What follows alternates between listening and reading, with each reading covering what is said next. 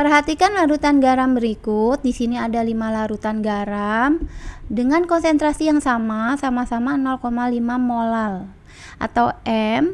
Larutan garam yang mempunyai titik beku paling tinggi adalah garam nomor berapa?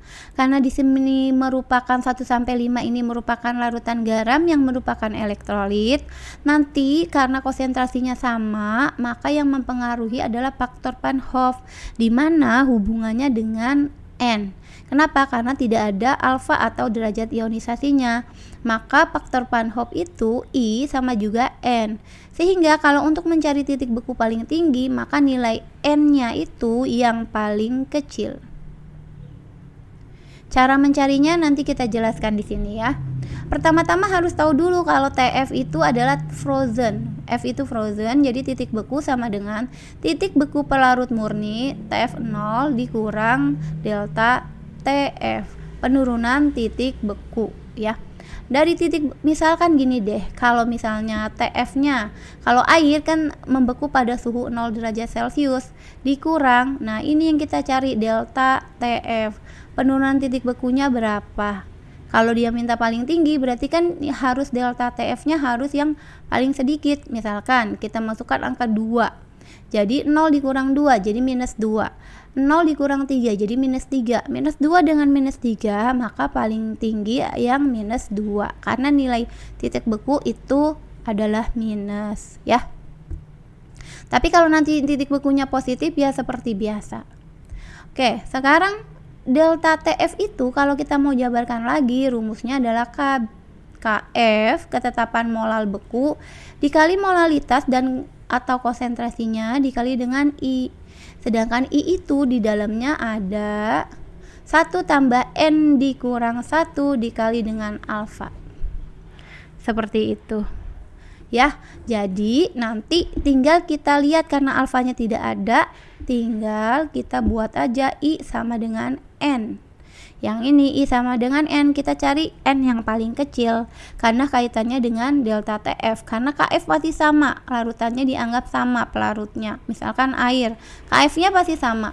Untuk molalnya 0,5 molal itu juga sama. Kalau cari I-nya bagaimana? I-nya yang ini. I sama dengan N yang paling kecil.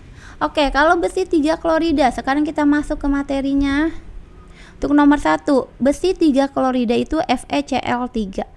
Terionisasi jadi Fe3 positif. Ya, ini besi 3 tambah 3 Cl minus. Nah, N itu adalah ini koefisien positifnya 1, koefisien negatifnya 3. 1 ditambah 3 jadi 4. Yang kedua, natrium sulfat Na2SO4.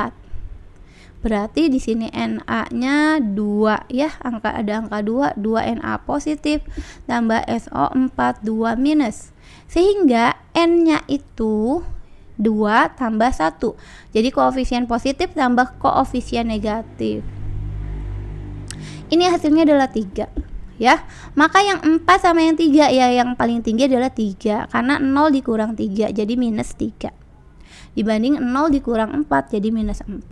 Yang ketiga adalah ya magnesium nitrat MgNO3 2 kali. Jadi Mg-nya 2 positif ditambah 2 NO3 negatif. N-nya ya di sini kan koefisiennya 1 karena 1 kan biasanya tidak ditulis. 1 tambah 2 jadinya 3 ya. 1 tambah 2 3. Yang keempat, kalium iodida Ki terionisasi jadi K positif tambah I min. Di sini koefisiennya masing-masing 1 ya karena tidak ada angkanya. Jadi totalnya adalah 2. 1 tambah 1 jadi 2. Ini kita mundurin sedikit. Kelima adalah aluminium sulfat Al2SO4 3 kali. Terionisasi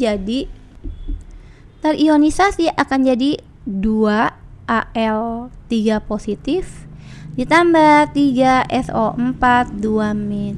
Sehingga di sini 2, di sini 3. 2 tambah 3 jadinya 5. Nah, kita harus cari nilai I kan pasti sama dengan N yang paling kecil. Nah, 4, 3, 3, 2, 5. Paling kecil adalah yang 2. Jadi jawabannya yang nomor 4. KI. Ya.